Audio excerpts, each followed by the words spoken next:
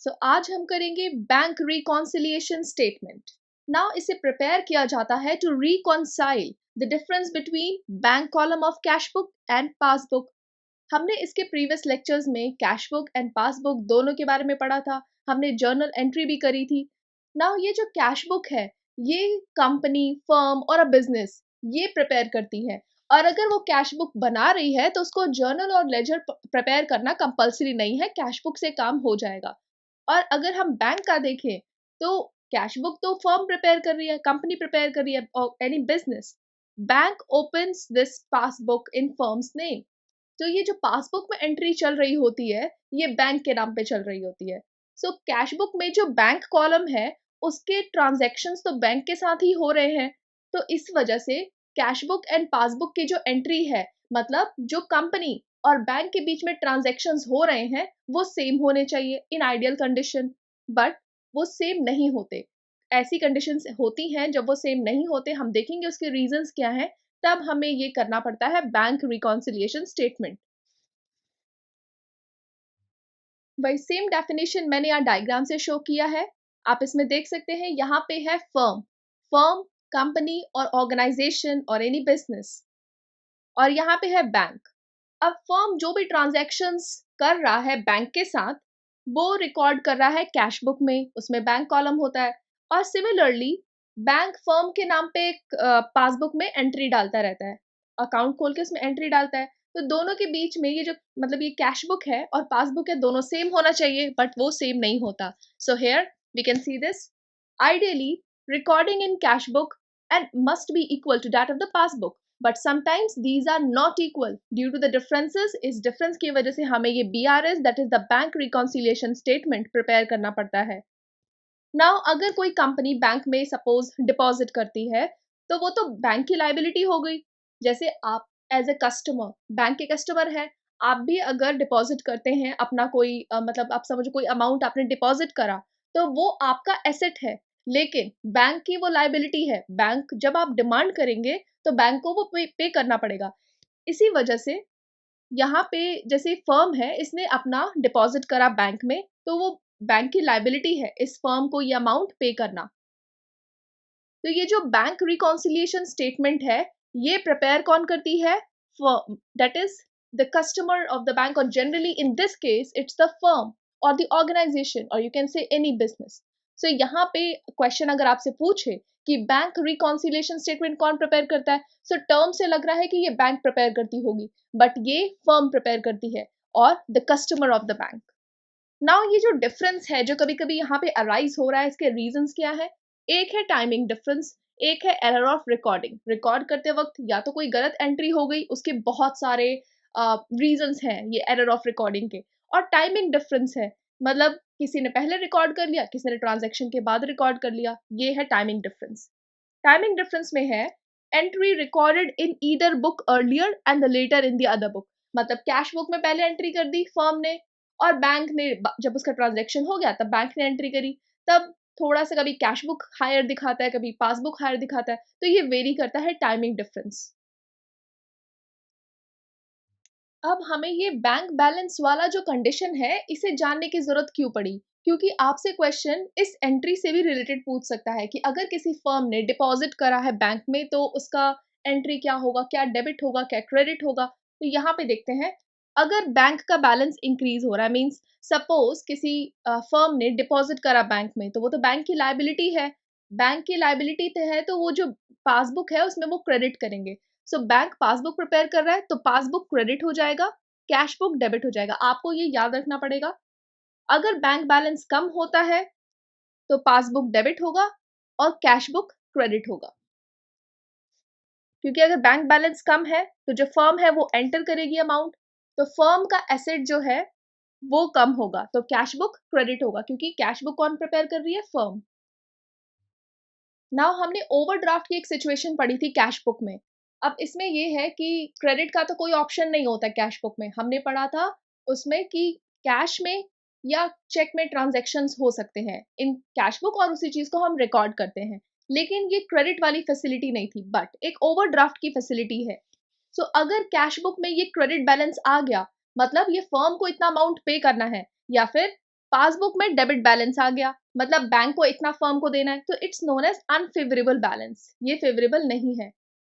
But अगर जो भी डेबिट बैलेंस है कैश बुक में is equal to the credit balance in passbook, it's known as favourable balance. Now transactions and their meaning. अब ये बहुत सारे, ये जो हमने अभी पढ़ा था ना कि टाइमिंग की वजह से डिफरेंसेस होते हैं कैश बुक और पासबुक में, जिसकी वजह से हमें बैंक रिकॉन्सिलिएशन स्टेटमेंट प्रिपेयर करना पड़ता है, इसके हम डिफरेंट ट्रांजैक्शंस देख रहे हैं और उसका मीनिंग। सो पहला है इसमें check issued but not presented, मतलब जो कंपनी ए है और जो फर्म है उसने चेक इशू करा कि आप बैंक में जाके से मतलब दिखा के आप अपने पैसे ले सकते हैं, तो इसने जो भी फर्म है उसने तो अपने कैश बुक में एंट्री कर दी कि चेक इशू हुआ है, तो उसके कैश बुक में अमाउंट जो है वो कम हो गया, लेकिन अभी तक वो बैंक में नहीं गया है, प्रेजेंट नहीं हुआ है, क्लियर नहीं हुआ है, वो जो चेक उसने दिया था वो अभी तक क्लियर नहीं हुआ है, तो बैंक ने पासबुक में एंट्री नहीं करी, पासबुक अनअफेक्टेड है। तो अब यहाँ पे जो मिसमैच है वो क्रिएट होता है, कैश बुक में अमाउंट कम शो होगा, पासबुक में ज्यादा शो होगा। The next is cheque paid deposited but not yet collected और क्लियर्ड। ये हम कर रहे हैं टाइमिंग की वजह से, मतलब टाइमिंग में थोड़ा डिफरेंस हुआ है, अभी एरर वाला हम बाद में करेंगे, मतलब चेक इशू हो गया है लेकिन अभी तक बैंक में गया नहीं, थोड़ा सा टाइमिंग की डिफरेंस की वजह से ये वेरिएशन आया। नेक्स्ट है चेक पेड एंड डिपॉजिटेड, मतलब जो फर्म है उसको चेक मिला है और उसने अभी लेकिन बैंक में शो नहीं करा, तो जैसे ही उसको चेक मिला उसने अपने कैश बुक में एंट्री कर दी, उसका अमाउंट ज्यादा दिखाने लगा, बट अभी तक उसने बैंक से उसे कलेक्ट नहीं करा है, इसलिए पासबुक में उसमें कम वैल्यू शो हो रहा है। नेक्स्ट है इंटरेस्ट क्रेडिटेड बाय बैंक। आपने कोई सपोज कोई आपने डिपॉजिट कर रखा है बैंक में, तो उस पर आपको बैंक इंटरेस्ट देगी, तो वो इंटरेस्ट वो अपने पासबुक में एंट्री कर देगी कि इतना इंटरेस्ट मुझे पे करना है, और लेकिन आपके कैश बुक में वो अमाउंट नहीं दिखाएगा, तो इसलिए वो वहां पे अमाउंट कम दिखाएगा, लेकिन आपका जो पासबुक है जो बैंक के पास है वहां पे आपका ये वैल्यू ज्यादा दिखाएगा। नेक्स्ट है direct payments by bank. Now suppose आपने कुछ फैसिलिटी इनरोल कर रखी है जिसमें बैंक ऑटोमेटिकली आपके पैसे काट रही है, तो बैंक ने क्या करा, आपके पासबुक में वो पैसे काट करके तो काट लिए, तो आपके पासबुक में वो कम शो करेगा, जो बैंक के पास आपका पासबुक है उस पर वैल्यू कम शो करेगी, और लेकिन जो आपके पास कैश बुक है अभी वहां पे नहीं कटे हैं तो वहां पे वैल्यू ज्यादा शो करेगी, सो इसकी वजह से एक मिसमैच हो सकता है। Then direct payments into the bank. अब इसमें है कि सपोज आपसे किसी कस्टमर ने गुड्स लिए या कोई चीज खरीदी और उस कस्टमर ने बोला मैं आपके डायरेक्ट बैंक में ही ट्रांसफर कर दूंगा, तो वो इतना ज़्यादा मतलब टाइमली था, पंक्चुअल था कि उसने अपने टाइमली पेमेंट कर दिया, और ये जो फर्म है उसको पता ही नहीं है, तो उसने बैंक में ट्रांजैक्शन कर दिया, टाइमली पेमेंट कर दिया, जिससे पासबुक जो है आपकी जो बैंक में है वहाँ पे आपका हायर वैल्यू शो हो रहा है और कैश बुक में आपके पास अभी तक अपडेट नहीं है। Then next dishonour of cheque और बिल डिस्काउंटेड। अगर कोई चेक जो कि बाउंस हो जाता है, या मतलब जो भी उस डेट आपने तो अपने कैश बुक में वो एंट्री कर दी थी, मींस जब आपको वो चेक मिला था तो आपने तो अपने कैश बुक में एंट्री कर दी कि मुझे इतने पैसे मिलने वाले हैं, लेकिन जब आप बैंक में गए तो वो चेक बाउंस हो गया, डिसऑनर ऑफ चेक हो गया, कोई भी इंसिडेंट होता है, देन उसमें क्या होगा, आपका पासबुक में एंट्री कम दिखाएगी। Check deposited but not recorded in the cash book, मतलब आपने अपने कैश बुक में एंट्री नहीं डाली बट आपने उसे बैंक में ही डिपॉजिट कर दिया, मतलब ये है कि आप उसे मिस कर गए, नहीं कर पाए, आपने बैंक में डिपॉजिट हो गया तो पासबुक की वैल्यू बढ़ेगी और कैश बुक में आपकी वैल्यू कम दिखाई देगी। Cheque recorded but not deposited. Cheque आपने रिकॉर्ड कर लिया लेकिन उसे डिपॉजिट नहीं करा, मतलब आपने उसे रिसीव कर लिया, आपने अच्छा यहाँ पे क्या है कि आपने कैश बुक में उसे लिख लिया है कि मुझे ये चेक मिला है, पर अभी तक आप बैंक नहीं गए, तो पासबुक में एंट्री होगी नहीं, तो पासबुक में आपका कम शो करेगा। Payment side of cash book is ₹1000 short. Now इसमें क्या है कि जैसे आपको बैंक में पे करना था 2000, अब आपने पासबुक में तो वो 2000 आपके कट गए, लेकिन आपने कैश बुक में उसमें लिखा है 1000, ये ह्यूमन एरर से इसकी वजह से आपका कैश बुक ज्यादा दिखाएगा, पासबुक कम दिखाएगा। Receipt side of the cash book was undercast bye 1000, similar situation, मतलब यहाँ पे क्या है, बैंक आपने कैश बुक में ज्यादा लिख दिया, पासबुक में कम हुआ है तो पासबुक ज्यादा दिखाएगा। And the last situation payment side of cash book, that is overcast वाली सिचुएशन है, इसमें आपका पासबुक में वैल्यू ज्यादा दिखा रहा है और कैश बुक में कम दिखा रहा है। नाउ ये सारे एरर्स की वजह से जो डिफरेंसेस हैं वो क्रिएट होते हैं, इसलिए हमें दिस BRS की जरूरत पड़ती है। अब ये जो BRS है, दिस बैंक रिकॉन्सिलिएशन स्टेटमेंट, ये it's usually formed at the end of the month.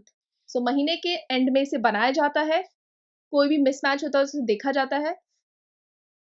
और फेवरेबल बैलेंस और अनफेवरेबल बैलेंस, ये भी एक पर्टिकुलर करा है, मीन्स दोनों का टोटल करा और दोनों के बीच में बैलेंस को फाइंड करा। अगर ये बैलेंस जो फेवरेबल बैलेंस है और अनफेवरेबल बैलेंस है, हमने इसे देखा था अभी थोड़ी देर पहले क्या होते हैं, अगर ये पॉजिटिव है देन इसका मतलब जो कैश बुक है वो पासबुक से ज्यादा है, इट मीन्स ओवरड्राफ्ट की सिचुएशन है। और अगर नेगेटिव है देन इट्स फेवरेबल, मीन्स ऐसी सिचुएशन नहीं होनी चाहिए कि आप बैंक में 15 डिपॉजिट करके 20 ले रहे हैं, तो वो ओवरड्राफ्ट की सिचुएशन क्रिएट करती है। Next is this bills of exchange. अब ये देखते हैं और इसे समझने का कोशिश करते हैं। फॉर एग्जाम्पल, यहाँ पे कोई फर्म है A और यहाँ पे कोई कस्टमर है B। अब इसने अपने गुड्स इस कस्टमर को बेचे।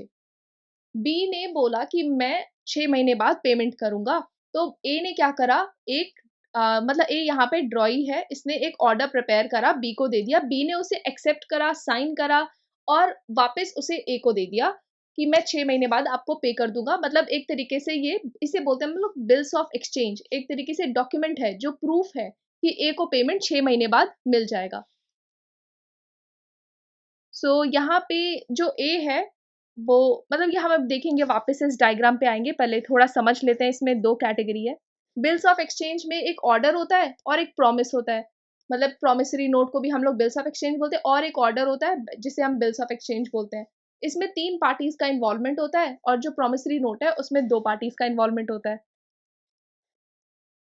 नाउ यहाँ पे 3 पार्टीज इसलिए बोल रहे हैं क्योंकि यहाँ पे जो ड्रॉअर है वो है A, जो बना रहा है इस बिल को वो है A, और यहाँ पे पेई कौन है वो भी है A, और ड्रॉई कौन है B, जो पेमेंट करेगा। लेकिन कभी कभी ऐसी भी सिचुएशन होती है कि ये जो पेई तो A होता है पर ये जो बिल है कोई और बनाता है, थर्ड पार्टी। सो इसलिए इसमें 3 लोग बोलते हैं हम लोग ऑर्डर में।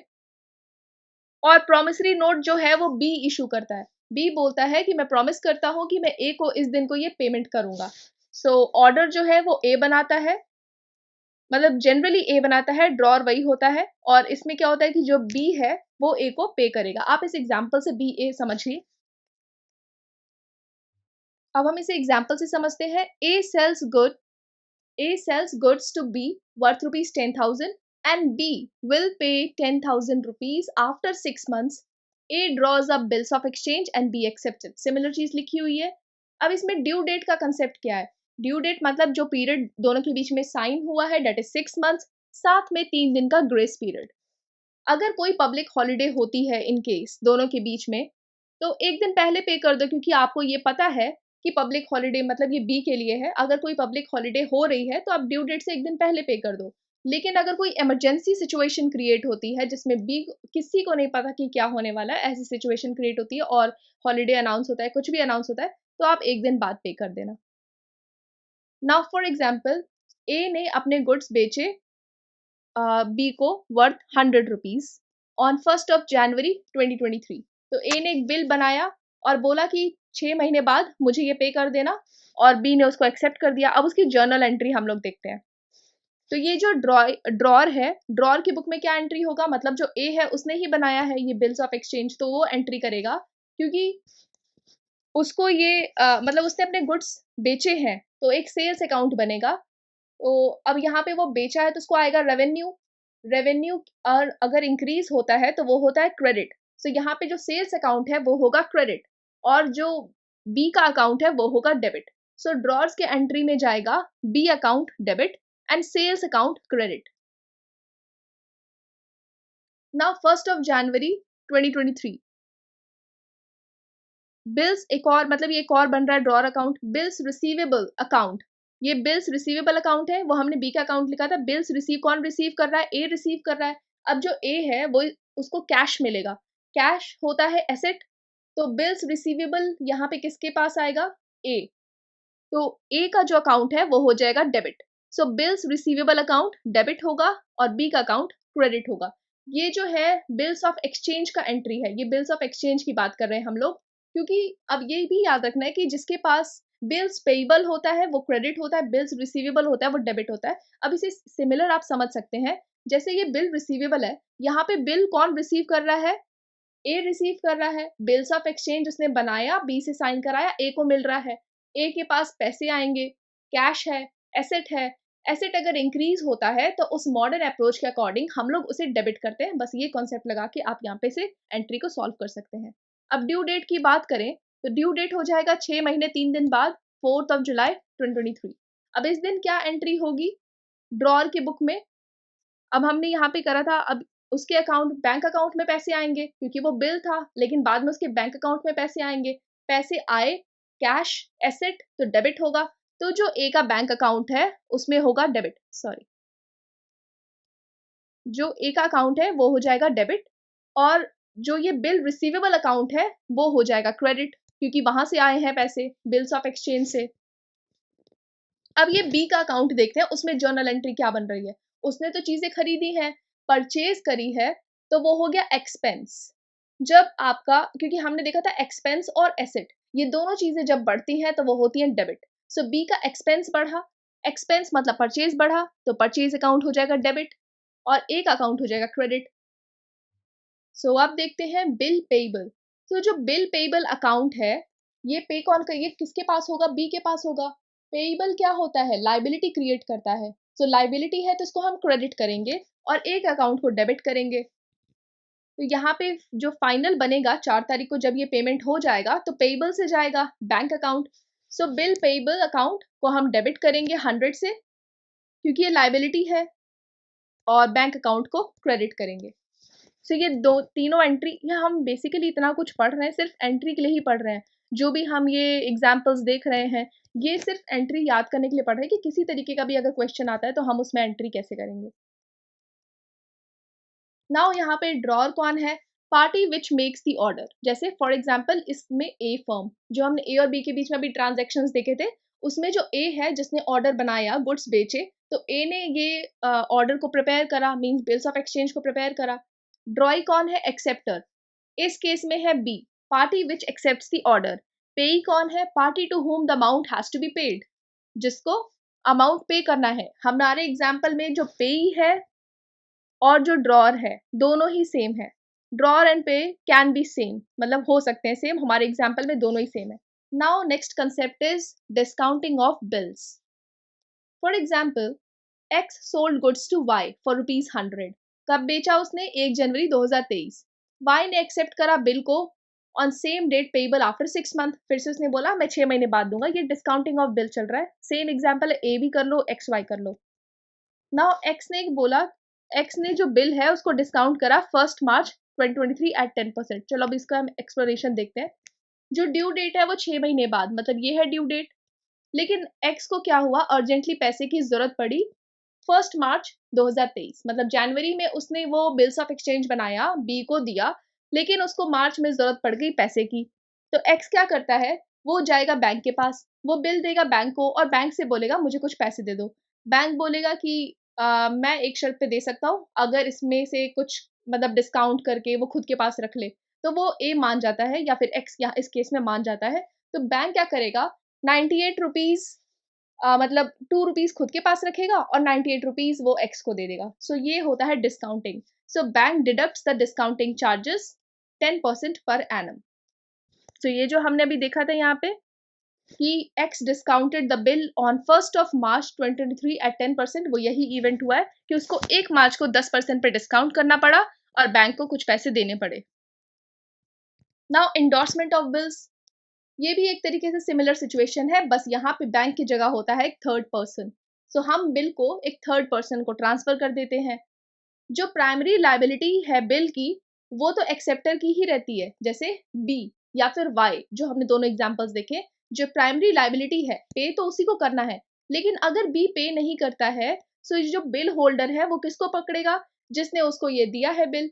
जैसे अगर ए बी में से ए जाता है बैंक के पास, बैंक बी से लेगा, लेकिन मतलब यहाँ पे थर्ड पर्सन लेते हैं। अगर ए जाता है थर्ड पर्सन के पास तो पहले तो जो, क्योंकि ए बोलता है कि आप बी से पेमेंट ले लेना, तो थर्ड पर्सन है पहले बी के पास जाएगा, उससे पैसे लेगा। लेकिन अगर उसको पैसे बी से नहीं मिले तो फिर तो वो ए को ही पकड़ेगा। वहां से रिकवर करेगा अमाउंट को। Then foreign bill of exchange, it's drawn for foreign trade operations, उनके लिए ये बनाया जाता है, सिमिलर काम करता है लेकिन ये फॉरेन ट्रेड से डील करता है। नाउ बिल्स रिसीवेबल, हमने बिल्स रिसीवेबल और बिल्स पेएबल दोनों देखा है।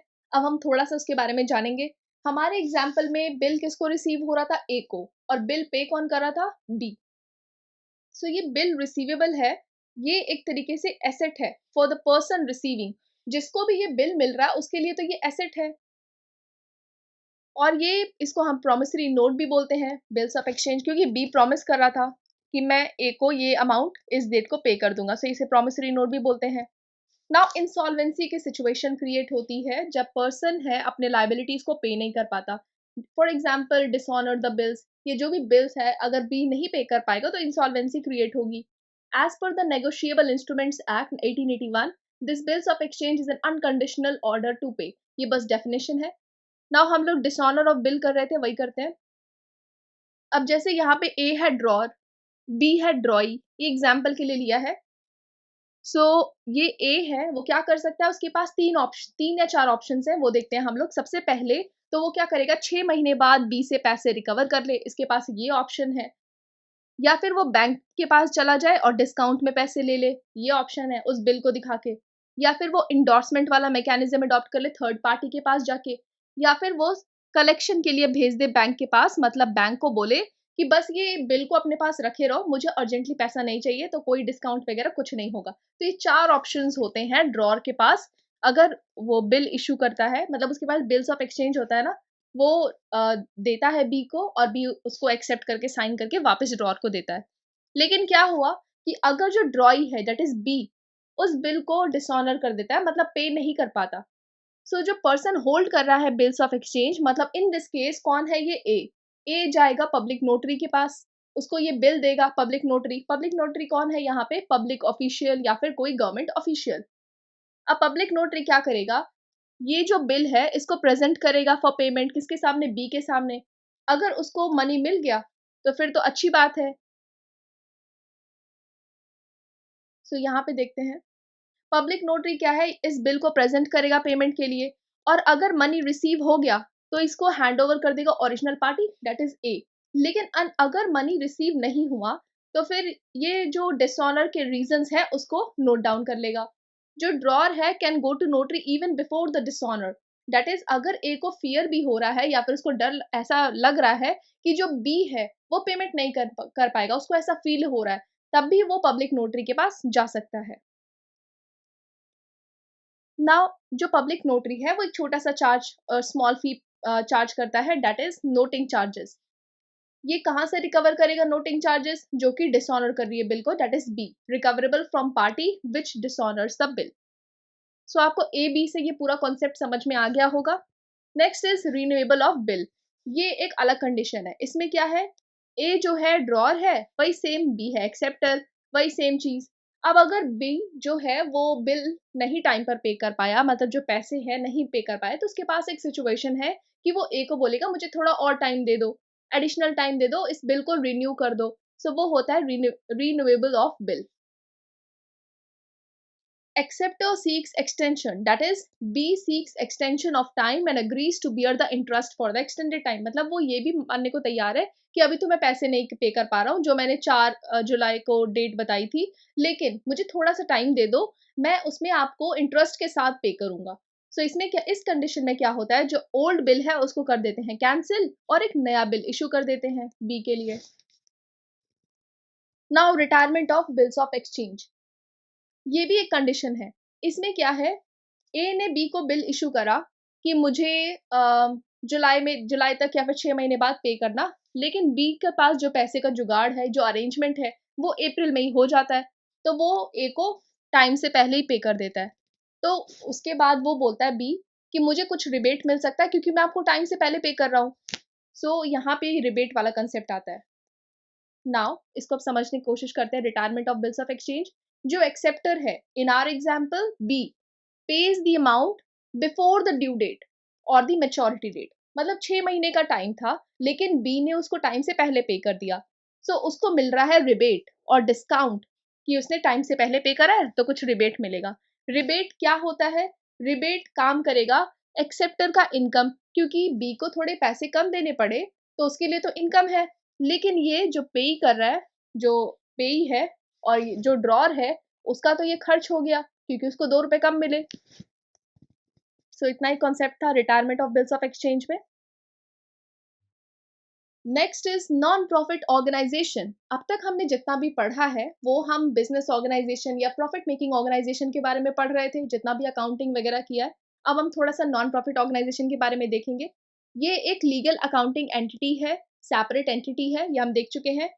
एंड ये जो है सोसाइटी के लिए, सोसाइटी के बेनिफिट के लिए काम करती है, अपने प्रॉफिट के लिए काम नहीं करती जैसे कि बाकी ऑर्गेनाइजेशंस करती हैं। सो ये ओनर या सोल प्रोप्राइटर के बेनिफिट या शेयर होल्डर्स के बेनिफिट के लिए नहीं काम करती है, ये सिर्फ सोसाइटी के बेनिफिट के लिए काम करती है। This NGO is registered under section 8 of the companies act 2013। और ये नॉन प्रॉफिट ऑर्गेनाइजेशन है। For example that NGO, now ये जो एनपीओज हैं, non profit organisation, they have to prepare their income and expenditure account and balance sheet. इन्हें अपना income expenditure account balance sheet, मतलब ये ऐसा नहीं है कि ये नॉन प्रॉफिट ऑर्गेनाइजेशन है तो इन्हें ये सब प्रिपेयर करने की जरूरत ही नहीं है, इन्हें भी प्रिपेयर करना पड़ता है। और इनको किसके अकॉर्डिंग प्रिपेयर करना पड़ता है? कंपनीज एक्ट 2013 में एक शेड्यूल 3 दिया हुआ है, उसमें एक फॉर्म दिया है, उसके अकॉर्डिंग इन्हें प्रिपेयर करना पड़ता है। नाउ ये जो शेड्यूल 3 है कंपनीज एक्ट 2013 का, उसमें ये जो एनपीओज हैं वो क्या प्रिपेयर करते हैं? Receipt and payment account, income and expenditure account and balance sheet. So ये शेड्यूल 3 के अकॉर्डिंग है, ये सिमिलर है बिजनेस ऑर्गेनाइजेशन से। फॉर एग्जाम्पल जो ये रिसीट एंड पेमेंट अकाउंट है, ये नॉर्मल बिजनेस के कैश अकाउंट के सिमिलर है। ये जो इनकम एंड एक्सपेंडिचर अकाउंट है, ये प्रॉफिट एंड लॉस अकाउंट के सिमिलर है। और बैलेंस शीट तो दोनों में ही होता है। ना ये जो रिसीट एंड पेमेंट अकाउंट है और ये जो इनकम एंड एक्सपेंडिचर अकाउंट है, ये क्या शो करता है? Periodic performance, time to time performance of the organisation. लेकिन ये जो बैलेंस शीट है ये शो करता है financial position eight the end of the year और द पीरियड। देन ये शॉर्ट में मैंने डिफरेंस को कंपाइल करा है। ये है बिजनेस, ये है नॉन प्रॉफिट ऑर्गेनाइजेशन। इनके पास होता है रिसीट एंड पेमेंट अकाउंट और इनके पास होता है कैश अकाउंट। इनके पास है इनकम एंड एक्सपेंडिचर अकाउंट, इनके पास है प्रॉफिट एंड लॉस अकाउंट और दोनों के पास है बैलेंस शीट। जो बिजनेस हो उसमें हम प्रॉफिट बोलते हैं, यहाँ पे बोलते हैं सरप्लस, वहां पे लॉस, यहाँ पे बोलते हैं डेफिसिट। सो इतना डिफरेंस है। देन रिसीट एंड पेमेंट, ये वाला हम लोग नेक्स्ट लेक्चर में स्टार्ट करेंगे।